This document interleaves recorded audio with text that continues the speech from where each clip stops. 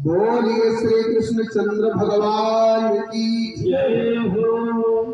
इतनी बात भीष्म पितामह की तरफ से हो गई।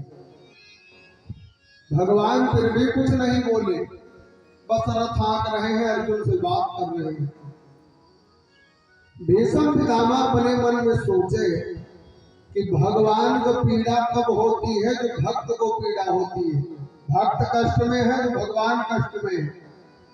तो अब हम भगवान को कुछ नहीं कहेंगे, जो कुछ कहेंगे इनके भक्त को कहेंगे। तो जवन बाण चला रहे थे अर्जुन के ऊपर, वो बाण सीधा ऊपर करके पताका को मारे लगे। अब पताका बैठे हैं, बोलिए हनुमान जी महाराज की जय हो। पताका पर हनुमान जी बैठे हैं। बाण हनुमान जी को लगने लगा, लहू गिरने लगा। हनुमान जी अपने मन में सोचे कि भगवान का आदेश नहीं है लड़ाई करने का। अगर भगवान भी हमको आदेश दे दे तो महाभारत में कौरव पांडव की लड़ाई नहीं होगी, छत्री छत्री की लड़ाई नहीं होगी, बल्कि कुल ब्रह्मचारी की लड़ाई होगी। अगर भीष्म पितामह ब्रह्मचारी है तो हनुमान जी भी ब्रह्मचारी हैं। आज दुनिया देखे लड़ाई कैसी होती है, लेकिन भगवान का आदेश नहीं है। हनुमान जी कुछ नहीं बोलते। अच्छा, हनुमान जी साधु हैं। वो जो साधु होता है चाहे कोई गाली दे तो वो नहीं बोलता है।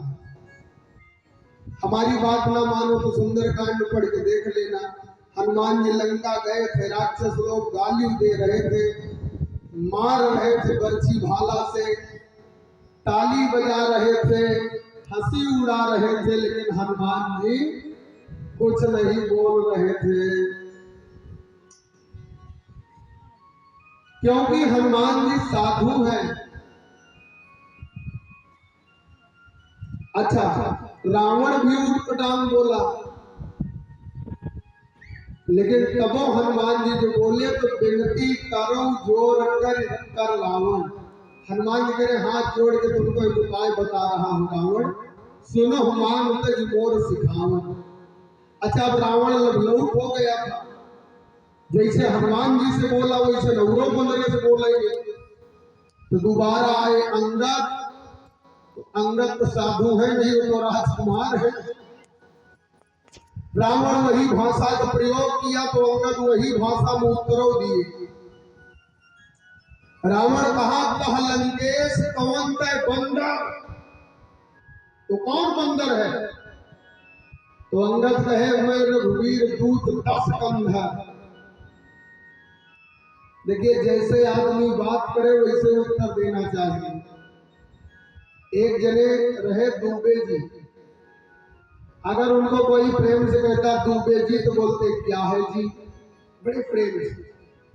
लेकिन मान लो जल्दबाजी में कोई कहता दुबे, तुरंत उत्तर देते कहा है बे।